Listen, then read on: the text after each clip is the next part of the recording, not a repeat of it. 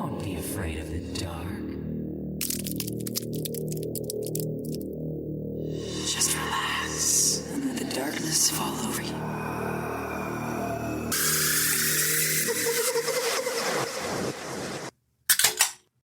Welcome to Afraidish, a podcast where we take a deep dive into the history and paranormal while enjoying some tasty adult beverages. From ghost sightings to hauntings, urban legends and cryptids, let's get weird and afraid-ish together. Welcome to episode 28. I'm Paul. And I'm Ashley. How are we feeling tonight? I felt pretty good. Relaxed. I had what they call a vibe, which is basically... What they call a vibe? Well, what's called a vibe? It's basically a...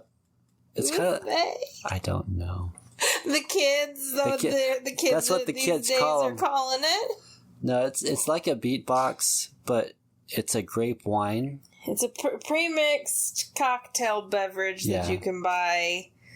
It's a very strong, it's 12%. It's the same size as a beatbox, which is about 500 milliliters. Yeah, that's a lot. Yeah, and it's 12% alcohol. It's a grape wine. It's flavored. I had the blue raspberry, of course. I'm drinking a Cranberry Dreams Beatbox. Nice. And smoking a little Han Solo. Nice. Which is an indica. Well, I'm on my second drink, which is the blue raspberry beatbox, which is my favorite. Yeah? I think the fruit punch was my favorite beatbox flavor that I've tried so far. I do like the cranberry one. It's nice. The peach one is really alcoholic tasting. Yeah. They have fruit punch and they have tropical punch. I think you like the tropical punch better. Yes, the tropical punch. Okay. Anyways, we're feeling relaxed tonight. A lot better than when we tried to record this episode on Tuesday night. Oh my god, I was so tired and cranky. Yeah, she was annoyed by my noises. I was tired and cranky. Just leave it there. Okay, anyways. Let's go ahead and start. Here are 5 fun facts about hotels. Okay. 5 fun facts. Number 1. The oldest hotel in the world is the Nishiyama Onsen Kyunkan in Japan. I probably did not get any of that right. So bad. I'm sorry. I got the Nishiyama part right, I think. Anyways, it opened in 704 CE. The same family has owned the hotel for over 50 generations. Damn, son. I know. It's crazy. Number 2. The first hotel in the U.S. was the Union Public Hotel in Washington, D.C., which was built in 1793. This does not include... like inns and pubs and public houses and things? Right. Because, damn, that seems awfully late in America's history for the first hotel. But if we're distinguishing between hotel, and inn, it's different. Okay. Don't ask me how different, but as far as what they considered a hotel versus an inn versus a brothel, which had a... You didn't tend to stay at the brothel, though. Some had rooms for rent or something. I think some hotels had brothels. That's true, yeah. Anyway, number 3. The Luxor Hotel in Las Vegas has the world's strongest light beam, the Luxor Skybeam. The beam is visible from over 250 miles away. No, ma'am. And attracts so many insects that they have established their own ecosystem. This feels something like something Elon Musk would do. No, this has been... That sounds like my nightmare. Remind me never to go to Vegas. I've seen it on shows. It's basically the Luxor is, I think, like a what is it? A pyramid shape with the top of it illuminated and stuff. It's pretty wild. Not interested. Yeah. No, not interested. I do want to go to Vegas at least one time, though. If I can ever get my ass to one of those conferences for estheticians. Yeah, that'd be fun. But that expensive. Yeah. Number 4. The world's largest spa resort is the Mission Hills Haiku in Hainan, China. It's over 30 square miles in area, which is which is 1.5 times larger than Manhattan. Oh my god! That's for a huge. Spa resort? Yes. I'm gonna guess that a lot of that acreage is probably like buffer territory. A lot of it's a lot of it's hotel, a lot of it's spa. Have you seen like an overhead map of this place? No, but I'll probably have. I'm just saying, like, you want your hotel and your spa to be very quiet, right? So what do? You put it in the middle of a large plot of land that's empty land, forest, wooded, whatever. Yeah. And you don't allow anything to be built there. Yeah. Because you want the quiet and the serenity. So I'm going to guess that most of those 30 acres, probably 30, was it 30, how many? 30 acres. 30 acres. Okay, so probably like 28 acres. Nah. No. I don't know. I'll have to see a picture. I'll probably post a picture. I would like to see what that looks like. Because that seems... It's a lot of fucking land. That'd be pretty cool to visit, though. I don't know. Yeah. Number 5. Spas at hotels can improve customer satisfaction and help hotels generate revenue. They can also be a benefit for business travelers.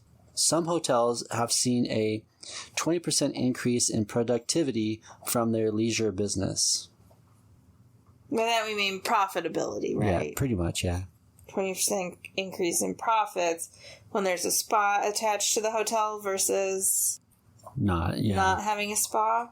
I wonder why that is, because... Don't be afraid of the dark. Anyway, before you interrupted me... Sorry. I was gonna make a joke about how expensive spas are and how little profit margin there is. So I'm surprised that hotels turn any profit when they have a spa. Yeah, I mean, if the spa is actually well known, I mean, they're going to make a ton of profit. But a small spa, a small esthetician like yourself... No, day spas are fucking expensive to run. Yeah. Trust me, I haven't just been a solo esthetician my whole career. Oh, I know. Day spas are expensive, especially if they offer skincare services. Oh, yeah. Massage, that's pretty profitable as long as your space is affordable and your utilities are affordable. Yeah. Massage is really profitable. In fact, it's almost 100% profit. But skincare... Yeah. There's very little profit margin. Because the products for skincare are very expensive. Yes. Yeah. Yeah. Anyways. Now let's get pampered at the Elms Hotel and Spa in Excelsior Springs, Missouri. All right. But funnily enough, the reason I texted you earlier... Because we had recorded this episode before, and trust me, like, I don't remember much. Yeah. Yeah, we recorded the entire episode Tuesday night. Anyway, it came up earlier today at lunch.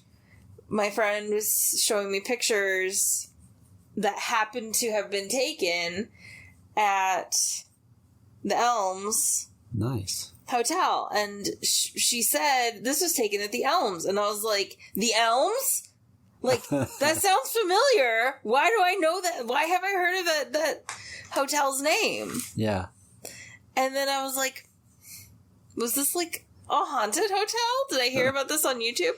And then I kept hearing it in your voice, and that's when I texted you. I was like, did you talk about the Elms? Yeah. When we recorded the last episode? That's pretty funny. Yeah. Yeah, we recorded it, and we were not, like, in the mood. It just sounded kind of terrible. Yeah, I'm sorry. A lot of that was me. No, well, some of it was me because I wasn't, like, with it for some reason. Anyways. We were just trying to force something. Yeah. That didn't need to be forced. Seems like we have better luck on Saturday nights. Yeah, because you don't have to work. I know. Well, I don't have to work on Wednesday or Tuesday night. Yeah, Wednesdays. So, I don't know. Anyways. Yeah, but it's a weekday. Like, even the boys have to get up for school. On Sundays, you can sleep in. I know, it's true. Anyways, as I was saying, let's get pampered at the Elms Hotel and Spa in Excelsior Springs, Missouri. But first, let's get to know Excelsior Springs. Okay. 1834, during the historic March of Zion's Camp, a significant event... Oh, yes, Mormons! Yeah. Yep. A significant event occurred at this location. At that time, a group of approximately 200 Mormon believers were marching to rescue their brethren in Jackson County when they were confronted by an angry mob of more than 300. A violent altercation was about to ensue when a sudden and severe thunderstorm rolled in, causing the mob to flee. Thanks to the storm, Zion's camp was able to move forward without further incident. Great. There are historic markers nearby that commemorate this event. That is pretty wild. How Mormons thought... I'm sure they thought that storm was sent by God. Yeah. Well, I was going to say, it's pretty wild that Mormons thought back then that the Promised Land was in northwest Missouri. Yes, Zion was originally in, I think, Jackson County? Yeah, around Independence, Missouri. And now, we read the scriptures wrong. It's actually out in Utah, because there's no government that says that we can't have more than one wife. Yeah. That's pretty wild. Yeah. Evidence suggests that men have been living along Fishing River for over 7,000 years. Damn. Extending beyond the documented history of the area. Well, yeah, of course, civilization extended beyond the documented history of that area. Contrary to what white men believed back then and now, other people don't just start existing when y'all happen upon them. Chances are they've been there for a while. No, the world's only 2,000 years old. You should know that. 6,000 years old. It's only 2. It's 6,000 years old. And I hate that I'm arguing like... No, I do not believe that the world is only 2,000 or 6,000 years old. It's billions of years old. I believe in science. Some people believe that the Earth is only 6,000 years old, and those people specifically say it is 6,000 years old. And it was created, it's a young Earth, but it was made to look old. Obviously, an intelligent creator would know that, like, trees decay, so we need to put decayed trees in the ground already so that in 6,000 years, when people develop science to test this shit, they'll just have to still believe God did it. Yeah, and the Earth is flat, and there are ice walls on the edge so we don't fall off. Oh, jeez. I don't understand. With all the satellites and all the science, some people still believe that the Earth is flat. It's pretty wild. I don't agree the Earth is not flat, but I understand why people want to believe that it is flat. I just don't understand how. Oh, it's complete, like, self-gaslighting. Yeah. They want to believe it. I just can't with ignorant people. Anyways, let's continue. The Fishing River, which lies between Clay and Ray counties and the northwest of Missouri, has been home to many ancient American villages and encampments, where its inhabitants hunted white-tailed deer, turkey, and various other species that still exist in the area today. Neato. The abundant flora provided a variety of food sources. When settlers arrived, they found that the Native American population was already low and had been for nearly 500 years. Farming in the area led to the discovery of artifacts that indicate Fishing River was continuously occupied, with periods of Mississippian, woodland, and archaic occupations. In 1880, the area where downtown Excelsior Springs now stands was nothing but a wheat field. Fishing River flowed to the south, and from its banks, a peculiar reddish spring water emerged. It was from this spring, known as Siloam Spring, that the first mineral waters of Excelsior Springs were discovered. Wow. Siloam is the only natural source of ferro-manganese mineral water in the United States and one of just 5 known sources worldwide. It was this unique mineral water that made Excelsior Springs, Missouri famous as a tourist and health treatment center, just like Eureka Springs, Arkansas. If the town has the word springs in it, you can pretty much guarantee that there were healing waters there at one point. Pretty much. The healing properties of Siloam were discovered entirely by accident when local African-American farmer Travis Millian gave the water to his daughter to drink and bathe in. His daughter suffered from a form of tuberculosis, which the water cured within days. Frederick Kugler, a Civil War veteran, also experienced a remarkable recovery from a running sore caused by a gunshot wound that had never healed. Yeah. He tested the mysterious red water and recorded another recovery. That's pretty wild. Wow. If it really happened. Yeah. Or if it wasn't just propaganda. Yeah.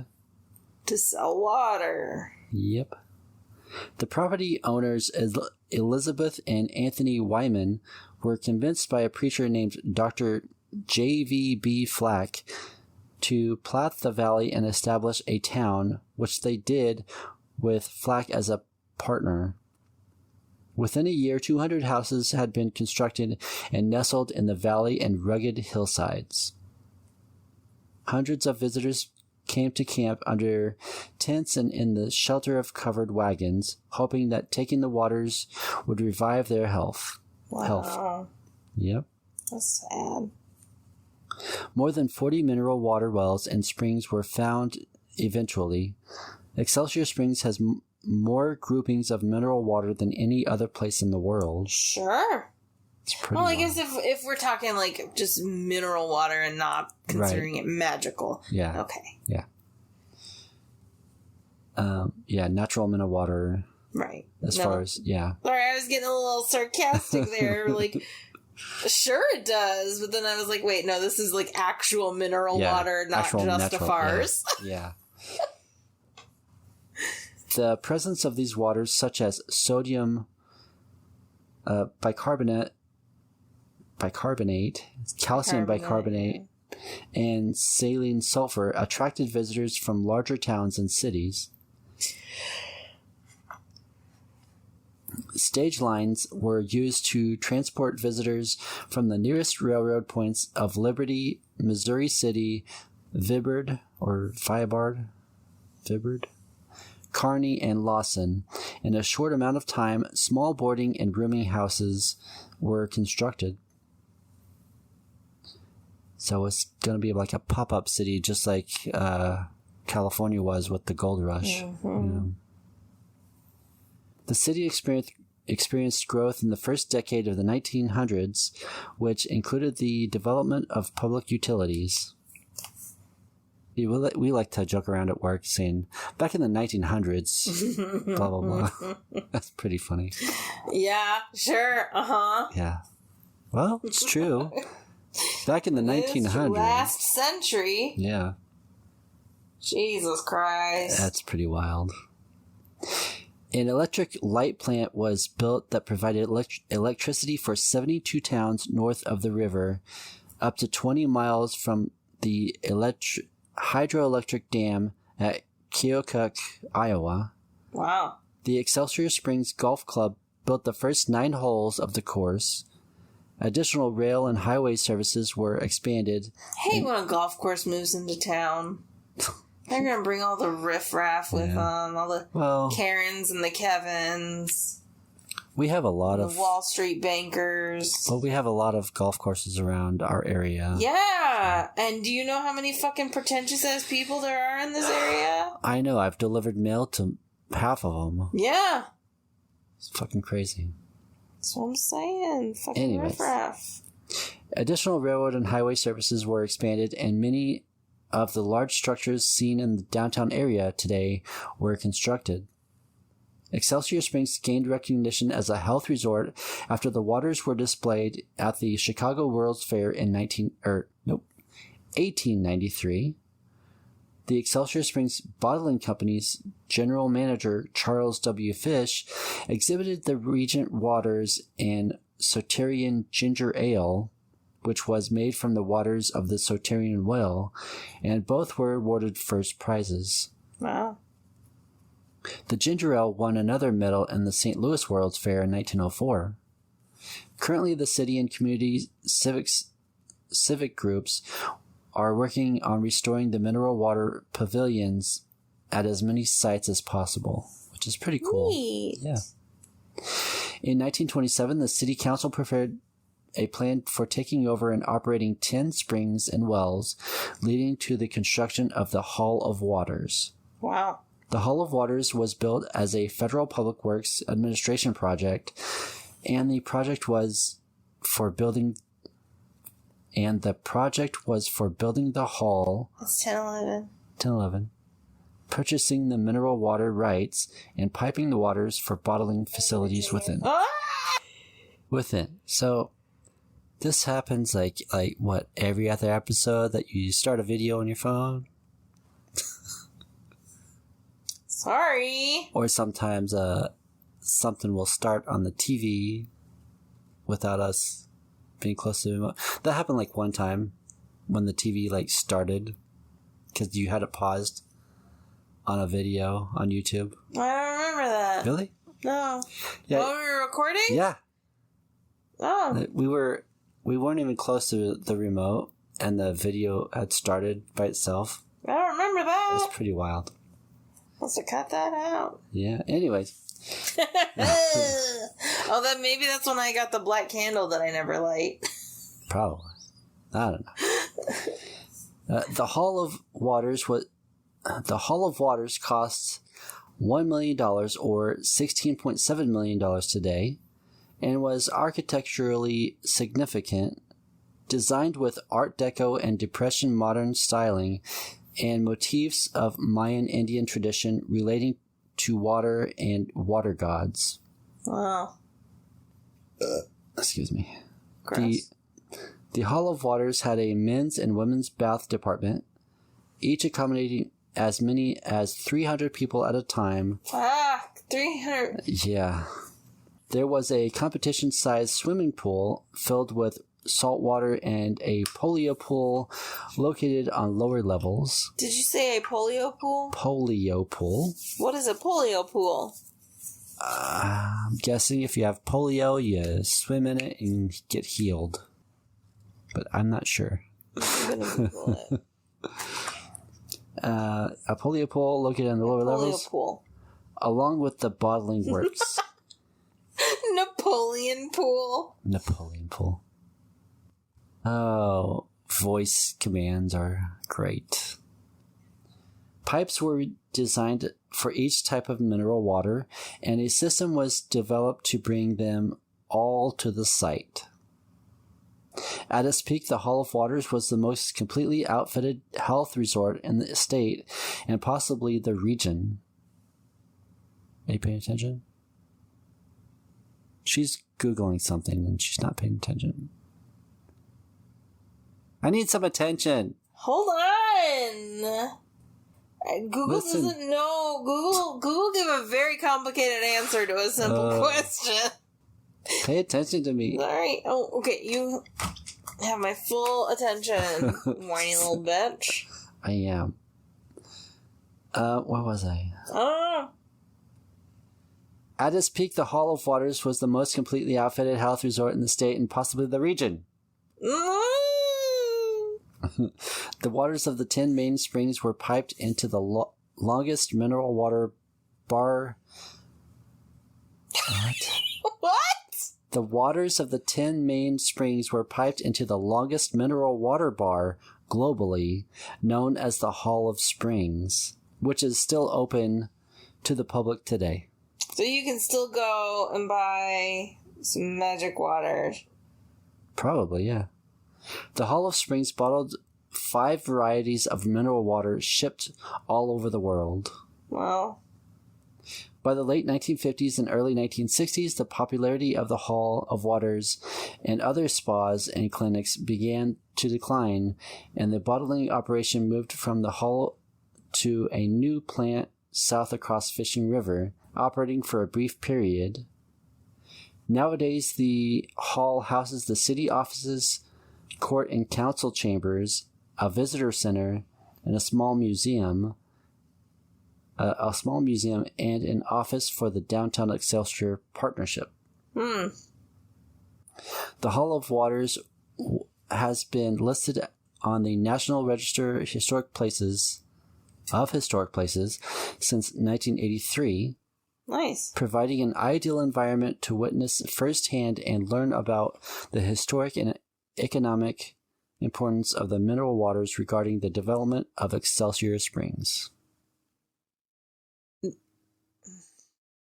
want to make a capitalism joke, but I won't. It's fine. I get it. Now here's the history of Elms Hotel and Spa. Okay. A company called the Excelsior Springs Town Company was established by a group of prominent businessmen in Kansas City who saw potential in Excelsior Springs. I'm sure they did. Of course they did, yeah. The original stockholders of this company were Howard M. Holden and Joseph S. Chick of the National Bank of Kansas City, L.R. Moore of Bulleen, Moore and Emery, S.F. Scott, and E.L. Martin, who was also the co-founder of Martin City. You just named off a bunch of fraternity bros. Yeah, rich white men, yep. And I bet they thought Excelsior Springs had great ankles. What are you talking about? Angles? Ankles. Ankles. I was making a Victorian ankle joke and a joke about how men will take advantage of anything. Those ladies lifted their No. dresses and showed some ankles. No, I was making a joke about the town being a woman. Oh, okay, yeah. I'm kind of tipsy. Yes, you have to explain every joke to me right now. Okay. Well, I bet they thought Excelsior Springs had great ankles. Yes.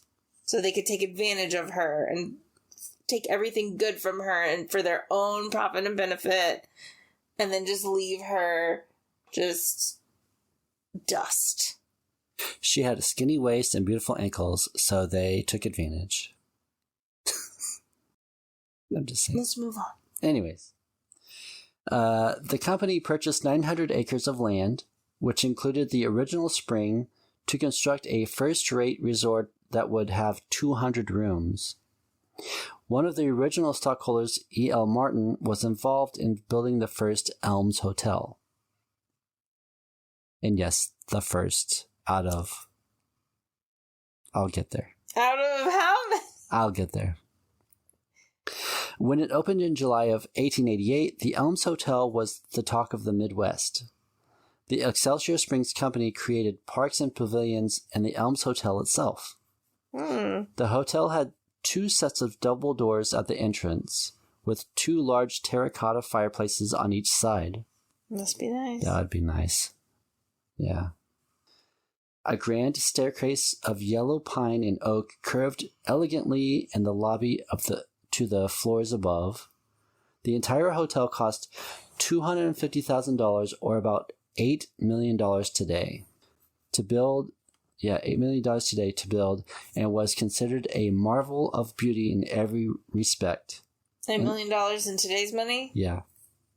Which was $250,000 back then. That's insane. Like I said, rich white guys. Mm-hmm. That just still feels cheap for a hotel.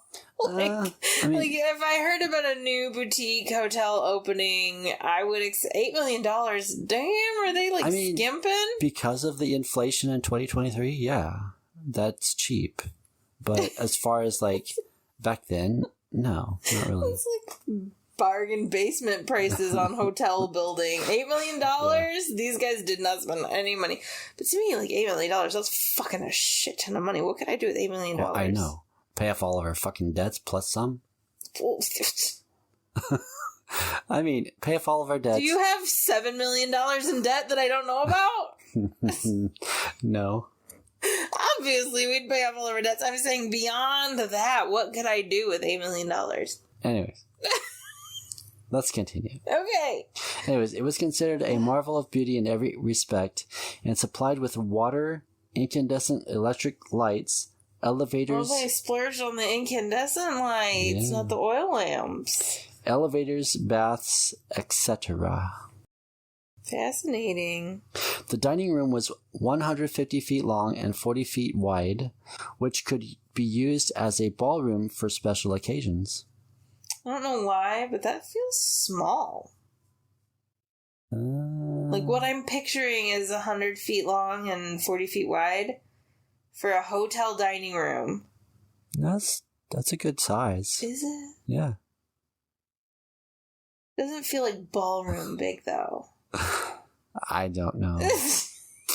I could also be underestimating what 140 feet are. I'm just telling you what. I'm just saying. Yeah, anyways.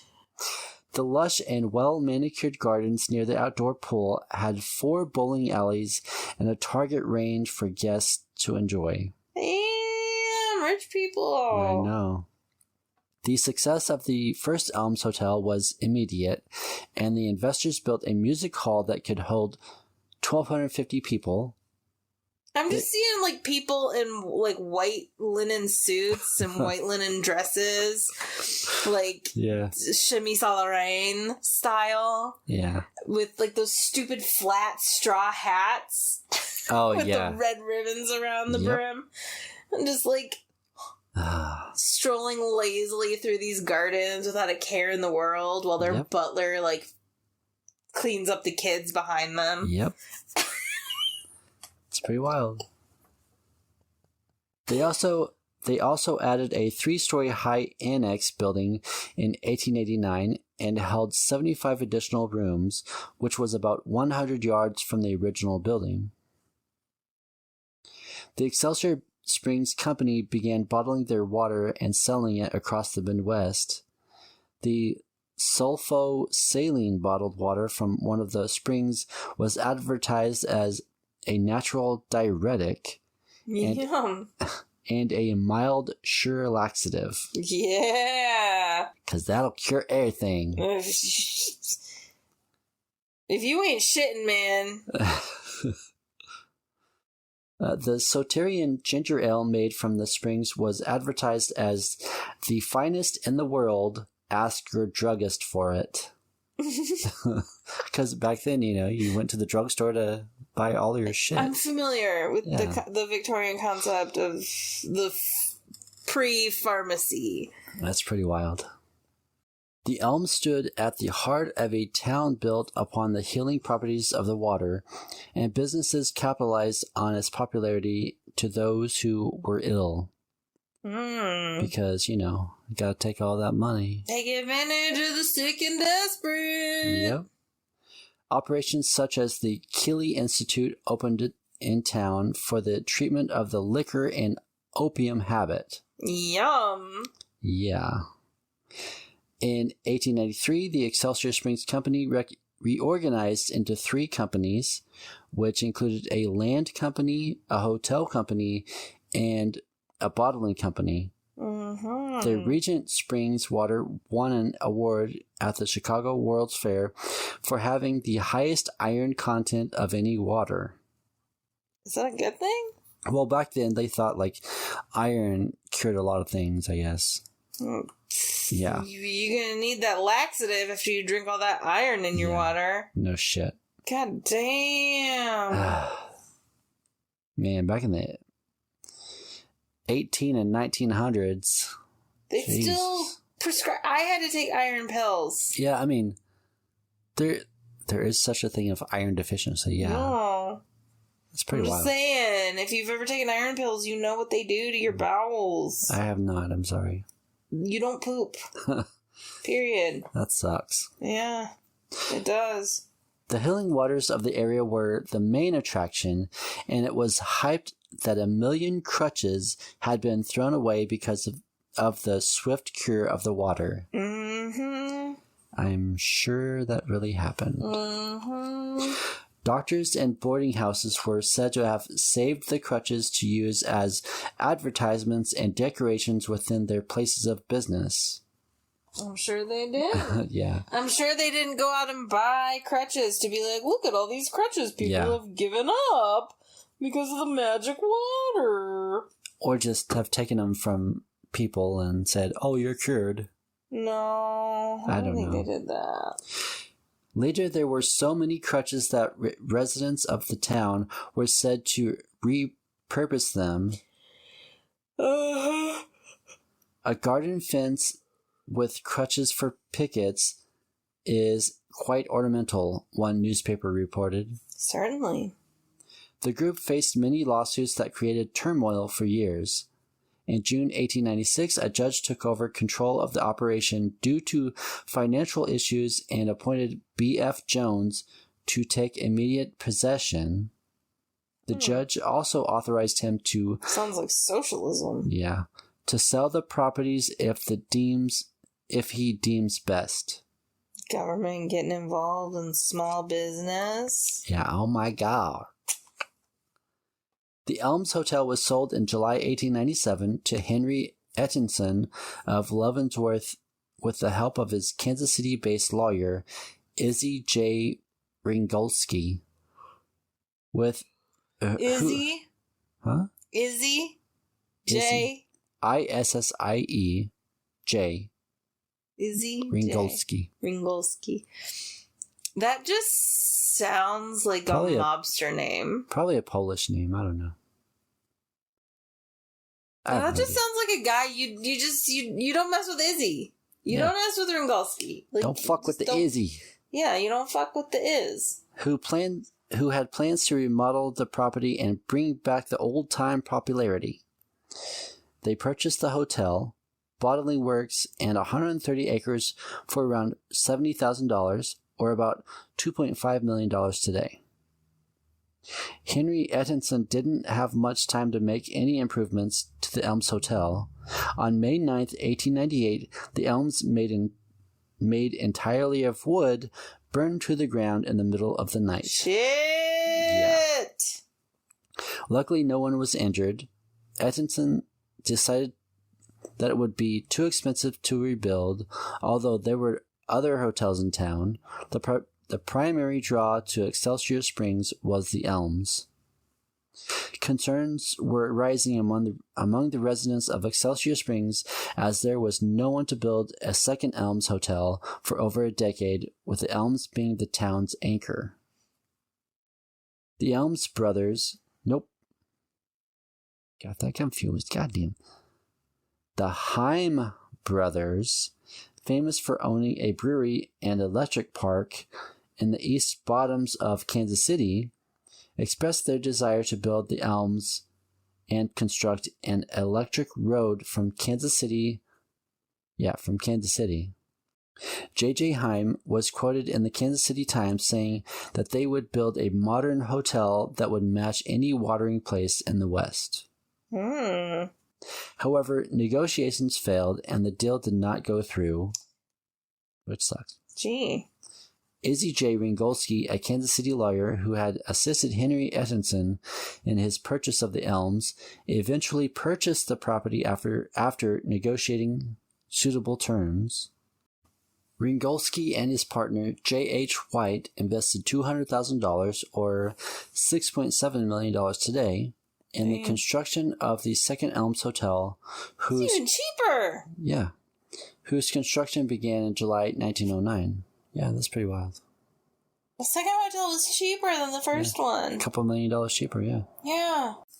Meanwhile, landscape architect George Kessler was enhancing the parks, gardens, and a 60-foot boulevard named Elm in the town. On July 30th, 1909, the second Elms Hotel opened to the public and was a hit with guests from all over the country, with 2,000 people attending the celebration. Wow. That's a lot. Yeah. Unfortunately, just 9 months later, 175 guests were alerted around midnight of a fire in a small wooden building on the east side of the hotel. Jesus Christ. Although the blaze was initially contained, smoke soon filled the elms, and flames burst through the roof 100 feet from the original fire. The hotel was a complete loss. So that's Elms number 2. And within just months of opening. I know, yeah. It's freaking wild. That hotel was not meant to be there. Yeah. I.J. Ringolski and J.H. White committed to rebuild the structure, investing $300,000, or about $9.6 million today, in the project.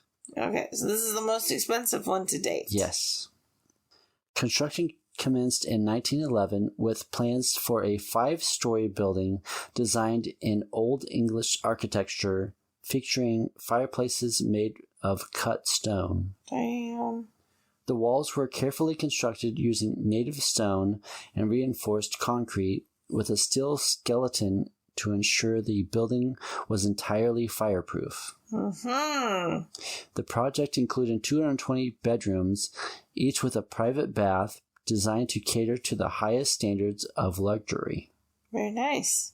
It's about time they start putting private baths in the rooms. Yeah, no shit. I don't want nobody watching me while I take a shower. I'm just kidding. I do. I mean, if they want to show, you know. I'm just kidding.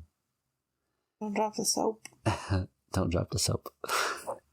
The Elms Hotel opened on September 7th, 1912, to thousands of eager patrons and continued to thrive as a well-known health resort for the next 15 years.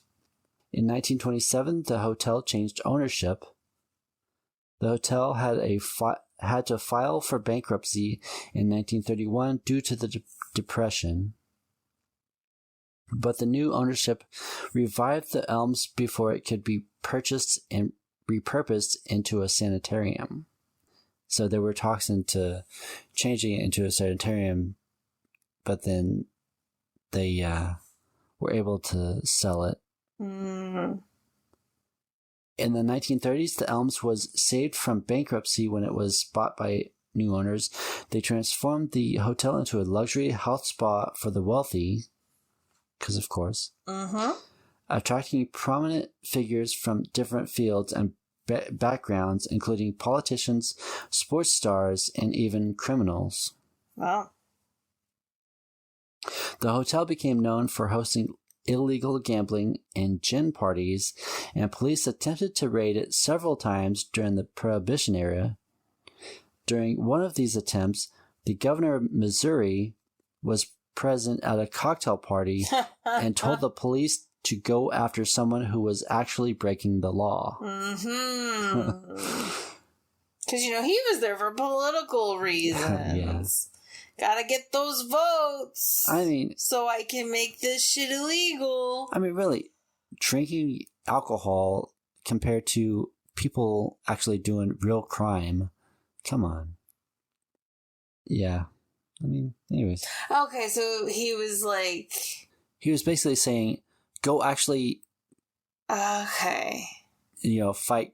He wasn't saying for himself, no. okay. He was basically saying, go after someone who's actually breaking the law. Like, okay, so it wasn't like a go after all the other people, not me. No. He was saying stop raiding cocktail parties. Okay. Yeah. Gotcha. Okay, it's like if you were to get pulled over and tell a cop, like, how do you feel being a glorified tax collector? Don't you want to be out there fighting real crime? Yeah. Gotcha. Yeah. Okay. Yep. The Elms was also visited by famous people such as Jack Dempsey and the New York Giants, who used the hotel facilities for training. The hotel hosted large conventions and festivals on its grounds, and guests could engage in activities such as fox hunts, bridge games, and horseback riding on private trails. The hotel also had a cocktail lounge and an in-house orchestra. It's pretty cool. Yeah. In 1948, Missouri native Harry S. Truman stayed at the Elms, accompanied by 6 Secret Service agents.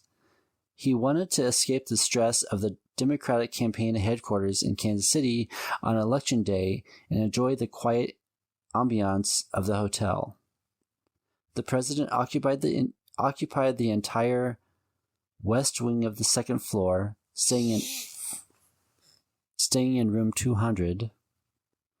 At that time, the first floor did not exist as it does now, so the original Truman Suite is now room 300. Truman took advantage of the various health benefits offered by the hotel, including an electric cabinet, which I forgot to look that up. I'm not sure what the hell that is. Salt rub, mineral water tubs, and a massage. On that day, Truman left his house in Independence, called the, quote, Summer White House, at 3 p.m. and arrived undetected at the Elms an hour later. He entered through a rear door and took a freight elevator to the third floor suite. Since he had no luggage with him, the hotel manager loaned him his own bathrobe and slippers. Huh. That's pretty wild. Wow. During his stay, Truman took no calls and opted to relax instead. In an interview with the Kansas City Star, he said, quote, I took one of their hot springs baths and a rub down, then I ate a ham and cheese sandwich and drank a glass of buttermilk at about 6:30, then I went to bed. Ew! That's what they did back then. Ew, who drinks buttermilk? They drank buttermilk, yeah. And I don't mean like buttermilk as we know it today, which is even worse. Like, right. if you drink buttermilk today, yuck. Yeah. But buttermilk back then would have been the waste product from making butter. Yeah. So it would essentially just be the milk without the fats. Right. So skim milk. Yeah. Truman woke up at around midnight and listened to the election results alone on the radio before going back to sleep until 4:30 a.m. In a surprising turn of events, President Harry S. Truman won with 49.5% of the nation's votes, making it one of the biggest election upsets in American history. Wow. He learned of his victory via radio at the Elms Hotel all alone. It was then he decided to return to the Muehlebach Hotel to have breakfast and face the nation. That's in Kansas City. Then the president left for the downtown Kansas City Democratic HQ for photo ops of his victory. Oh, I'm sorry. I just realized that I shook my head yes at you because I'm actually listening. Right. But the audience doesn't know that I wasn't ignoring you. So. Yeah. She shook her head, yeah. Yeah, I understand. I get it. Anyways, the day after Truman returned to the Elms amid hundreds of members of the press and well-wishers, bringing the hotel even greater publicity. So yeah, his stay there got a lot of publicity for the hotel. Yeah. Which is pretty cool. In the 1950s, the Elms Hotel aggressively pursued the corporate convention market and was regularly fully booked for national conventions by companies such as Avon, Standard Oil, and the American Red Cross. The hotel also became renowned for destination for weddings and honeymoons during this time. Yeah. Pretty cool.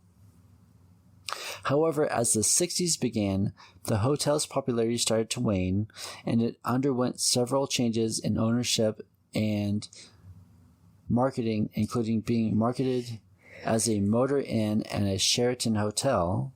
By 1970, the Elms had closed its doors and remained shut for 8 years. Damn. Yeah. During the late 1970s and early 1980s, the city of Excelsior Springs and other investors experienced a renewed sense of hope for their prized possession after years of setbacks and disappointments. By 1981, the Elms once again bustling with conventions, tourism, and corporate retreats under new ownership. The spa underwent a complete renovation, including a European-style lap pool surrounded by a running track, a waterfall tub, unique environmental rooms equipped with hot tubs and cool mists. What's an environmental room?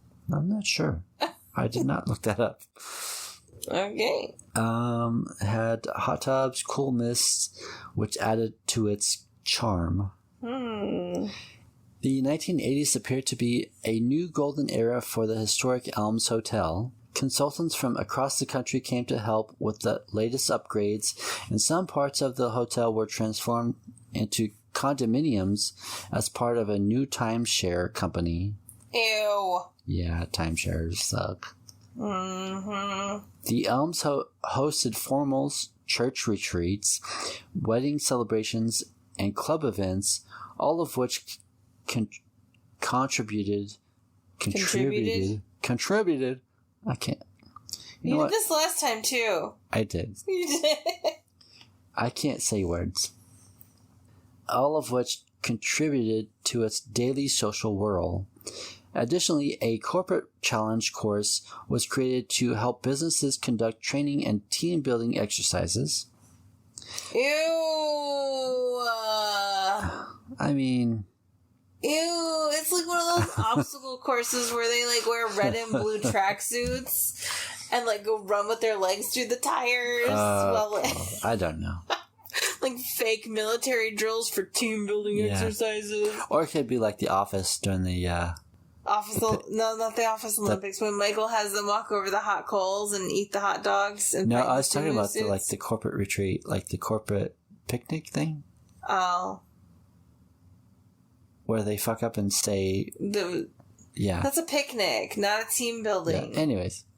I'm just picturing, like, teams and their managers going out and, like, going through obstacle courses in their red and blue tracksuits with their white Nike high tops. Yeah. Like, that's pretty wild. Shit. Anyways. The Elms seem to be settling into its newfound popularity when fate dealt yet another cruel blow. Oh no! In 1991... More adversity for the white people. Yeah. In 1991 summer, the Elms Redevelopment Corporation and the hotel itself filed for Chapter 11 bankruptcy, sparking rumors of its closure while city leaders and the community scrambled to find a way to save the hotel. Mm-hmm. Despite the financial struggles, the Elms remained open and continued to serve its guests. And that is thanks to the city. Thanks to socialism. Yeah, thanks to the people. This building's going bankrupt, but it provides... This is a perfect example of how corporations do not have to serve anyone but the people at the top. Right. And it's only until they stop serving the people at the top that they become defunct. Right. And it's up to the people to take action and... bail them out because that's our paychecks. Yeah. It's like, okay, the hotel is going under. We need to save this because this is revenue for our town. Yeah. So, this employs 250 people. Yeah. It's pretty fucking wild. But it's up to those people in the community to save the company, not the people running it. Yeah, exactly. It's pretty wild. In November 1994, Excelsior Springs began taking steps to acquire the Elms, and by October 1995, it had obtained all remaining interest in the hotel. The Elms remained operational and profitable. While searching for suitable buyers, city leaders had to deal with the IRS, which was aggressively seeking unpaid back taxes. Of course they weren't paying their taxes! Who pays their taxes? Chumps! Yeah. Not rich people. Yep. To keep the hotel from shutting down, the city established a new organization to help transition the Elms to new investors. After a $16 million or about $30 million today renovation, the Elms celebrated its grand opening in July 1998, boasting 153 guest rooms, modern conference facilities, and a new spa. The Elms underwent $20 million worth of renovations in 2011, equivalent to about $27.1 million today, resulting in the closure of the hotel.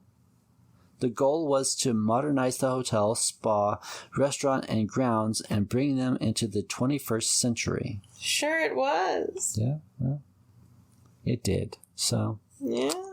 Following the renovation, the hotel reopened in the summer of 2012. The property was put on the National Register of Historic Places in 2014. Hyatt Hotels took over management of the property in 2018 under its Destination Hotels brand. Yeah, the hotel brand was called Destination Hotels. Yes. So, the Elms Hotel complex is situated in the south of Elms Boulevard and Regent Avenue. The surrounding acreage is beautifully landscaped, with walking trails shaded by mature trees.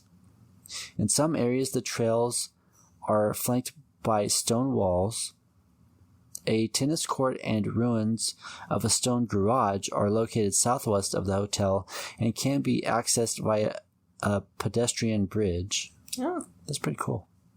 I'd like to visit that. Yeah. The eastern edge of the property is bordered by the Fishing River. The old pump house has been converted into a gift shop. Oh, cool. The Elms features 152 guest rooms and suites, more than 11,000 square feet of meeting space, including the 3,900 square foot Elms Ballroom, a 42-seat amphitheater, a stone carriage house, and a 20-person boardroom. Amenities include 2 restaurants, 2 lounges, a 10,000 square foot spa, an indoor European swim track, an indoor banked jogging track, a fitness room, an outdoor pool, a challenge course, a walking trail, and a professional volleyball court. Well, they're really pushing fitness. Yeah. I mean, I don't know. I get it. It's health. Situated in the valley amidst mineral springs, the Elms Hotel and Spa stands today as a grand dame of hospitality. Goddamn. I cannot talk today. Yeah. Any day. I can't talk any day. Can you talk any day? Never. When I record, I can't talk because I have been drinking a little bit. You get the mush mouths. Yes. Situated in the valley amidst mineral springs, the Elms Hotel and Spa stands today as a grand dame of hospitality, featuring spectacular amenities and gracious service. For some reason, I thought you were going to say specular. Specular. A specular amenity. With a history spanning over 130 years. This iconic property continues to anchor the town of Excelsior Springs, raising questions about hauntings and its fascinating past. Above all, the story of the Elms is one of survival and rebirth. Yeah. Because third time is a charm. Mm-hmm. I mean, sure. Yeah. Has nothing to do with, like, scamming people or doing crimes for self and personal enrichment. Anyways. It's the only way to actually get rich. I don't care what anybody says. Yeah. You know what? What? Now for the hauntings. Yay! The hotel's basement features a stunning European lap pool that is filled with natural spring water, which is responsible for the hotel's fame. However, the pool is also known to be incredibly haunted by 3 spirits. One of the spirits is said to be a young child who grabs guests' ankles while they swim. Wow. His footsteps are also seen by the pool. This entity is said to be a 5-year-old boy who drowned. Aww. Yeah. I just don't like the ankle grabbing. I know. That would, I know how to swim and all, but when somebody grabs my ankle, holy shit, I can't. Anyways. Yeah. The presence of a female spirit, who is actually the mother of the boy, is also there. Of course. She has a desire to take the boy with her, but he decides to stay since he feels he has a responsibility to protect the other children. Aww. Yeah. Another is known to push people from behind. Fuck that, not a cool bitch. Yeah. And the third is a man dressed in 1920s attire who is often seen hanging out in the corner of the room. Creeper. The hotel spa was once a speakeasy during the 1920s, and the residual effects of the criminal activity that took place here can still be felt. Mm-hmm. There is a story of a gangster being shot in the corner of the room, and he is said to still reside there permanently. Which would suck as, a ghost. You know, if I was a ghost, I wouldn't... I don't think I would want to be stuck where I died, you know? Yeah, no. That would suck. Yep. Guests and staff have reported seeing a maid wearing a 1920s style uniform on the 3rd floor of the hotel.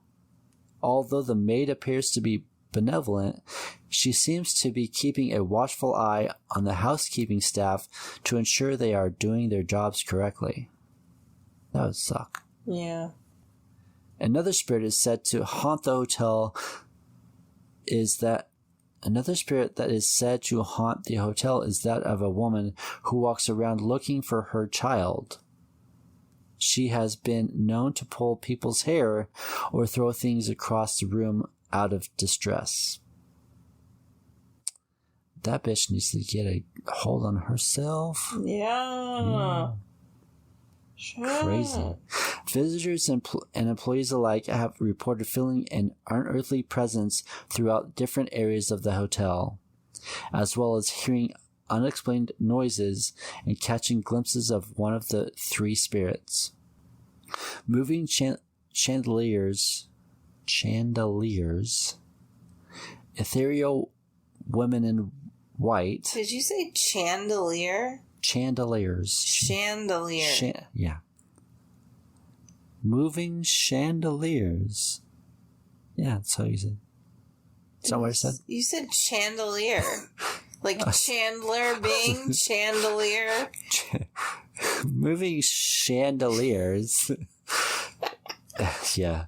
Ethereal women in white and men dressed in server uniforms are often seen in the ballrooms. Chandeliers. Chandeliers. Anyways, unexplained noises such as heavy breathing, animal sounds, women screaming, and electronic noise mimicry can be heard in the hallways, and doors open and close on their own in the lobby. Now that's some freaky shit. Yeah. Yeah. In July 2013, ghost hunters investigated the hotel and confirmed its haunted reputation. Of course they did. I like how they confirmed the Stanley's haunted reputation. Yeah. Don't get me started with ghost hunters. I mean, I liked them until a certain episode. It was the one at the Stanley Hotel. It was Halloween special. At the Stanley Hotel. I don't know if... I can't remember if it was the Stanley Hotel. Yeah, they were live streaming at the Stanley Hotel, I'm pretty sure. Yeah. And it was fake jacket pull. Yeah, the fake jacket pull. Yep. That's where I lost all respect for them. Anyways. Which was unsurprising to staff and guests alike. Some of the rooms in the hotel have permanently... God damn. Permanently? No, not permanently. Some of the rooms in the hotel have paranormal activity. See, when I read when I'm like, I'm not drunk, but I'm like tipsy, I read words that aren't there. Mm-hmm. Yeah. Anyways, however, just because someone has experienced something, that doesn't mean that everyone will have the same experience. It's important to always treat the spirits with respect and never provoke them. Yes. Like certain people. Certain famous people. Yeah. Ghost hunters. Ghost adventurers. Yeah. Anyways. And also, like, there are some YouTubers that get a little provoking, and I'm like, no, I don't like it. You don't have to provoke them to get them to be active. Pretty wild. It's treating paranormal activity as a commodity for them to, like, perform for me, bitch. Right. Versus treating, if ghosts are real, thinking of them as, like, individual consciousness, individual beings in their own right, and not just commodity. Yeah. During the ghost tour, the guide reported seeing partial female apparitions on 3 different occasions. Wow. In room 422, there was a murder-suicide, and guests reported strange occurrences with the TV. Oh. I'm guessing the TV came on and off. Stuff like that. Oh. Several rooms in the hotel, including 447, 415, 438, 315, 212, 214, and 215, have also had paranormal activity. That's a lot of rooms. That's a lot of rooms. Yeah. The Truman Suite, room 300, is said to have a female spirit and a spirit named Michael, who sometimes locks the bathroom door and has been seen in the elevator. Isn't Michael the same name as the ghost of the Crescent Hotel? Yes, he was one of the workers who died, On the 3rd floor, there have been sightings of a grandmother looking for her granddaughter as she goes knocking on doors. 2 portals exist in the Elms Hotel as per a psychic's account. Of course. Yeah. Is it on the ley line? Probably. One of them is situated on the 5th floor, while the other can be found near the lap pole area.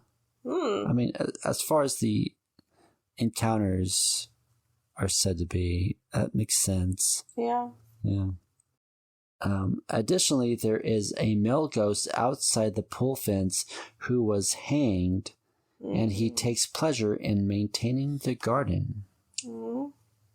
If you stayed in one of the haunted rooms, would it make you afraid-ish? Probably. Yeah. I don't know.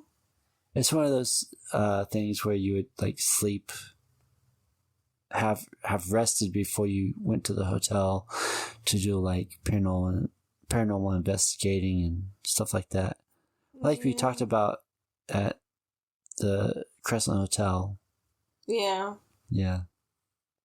I don't know.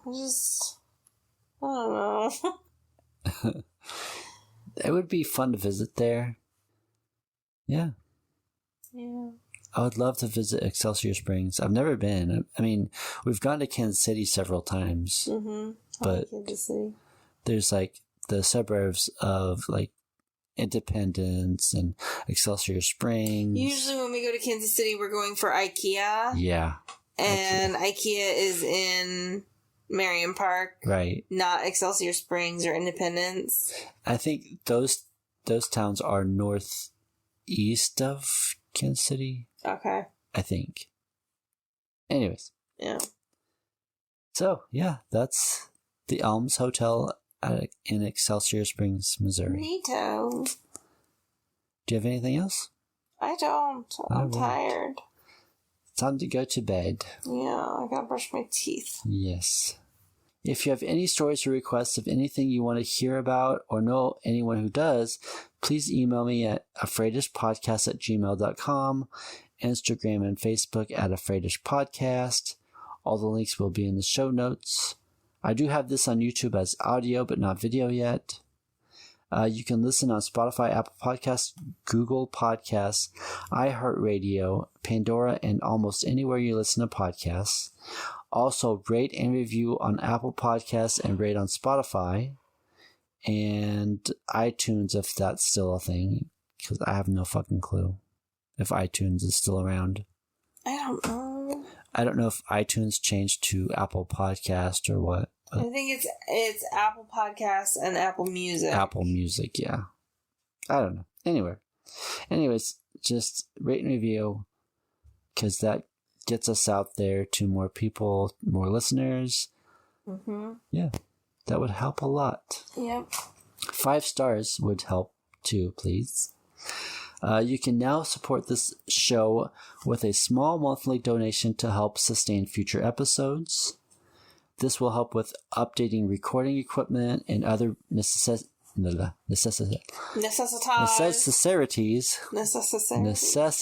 the podcast. Then when I get around to getting Patreon up and running, you can support that way. And I have actually really good ideas for Patreon. Okay. So yeah, I get a few of those recorded and then start that. That'd be really good. Okay. The link for that will be in the show notes for that donation thing. Exploring the unknown and mysterious is always interesting, just like trying a new flavor of an adult beverage.